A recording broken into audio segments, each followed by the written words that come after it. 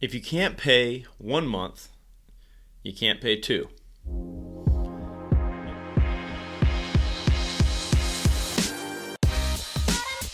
Hey, what's up, everybody? This is Kevin Daisy.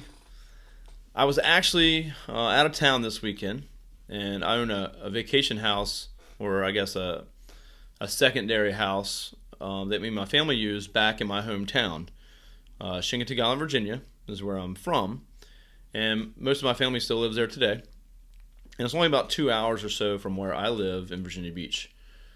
Now, that's not really relevant to everything I got to talk about here, but I wanted to share something that my dad said when I was there this weekend. And he was really talking about when he had his first place. When he first got married to my mom, they had a place that they had to rent, and it was a whole house. And he said, guess what the rent was? And I said, I don't know, $150. He said, no, $50 a month. That was what the rent was. And he rented it from his, I think, grandmother or great-grandmother. And he said she was, real sharp and whatever, and just you had to be on the money with her. She didn't care if you were family or not. And she had a saying that he still remembers. And that saying was, if you can't pay 1 month, you can't pay two. And so she's basically talking about the rent. So if you can't pay your rent and you're late and you can't pay for it, then how are you going to pay for 2 months?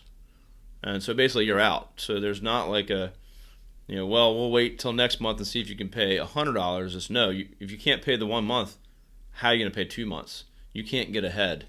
You're already behind. And so I just want to kind of put that out there, because every client that I think we've had that can't pay or is struggling to keep up and can't pay their invoices, obviously they overcommitted. And for us, we try to make sure it's a good fit and that our pricing kind of is what it is. But it's up to them to make the right decision to say, hey, we can afford this.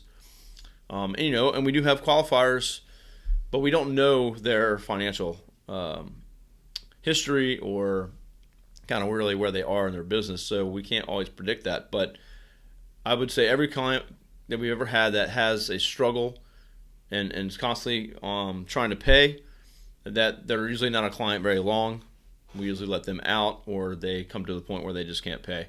I don't think it's ever worked out. But so the saying is, if you can't pay 1 month, you can't pay two. Basically meaning you can't catch up. You're always going to be behind. And so there's not usually there's not much reason to sit there and drag it on. Just cut it as soon as you can. And I'm not saying you cut a client because they can't make the payment. They're a week late or something like that. But if it's a constant problem, it's most likely going to be a continued problem for a long time. So think about that. You can't pay your rent 1 month, you probably can't pay it 2 months.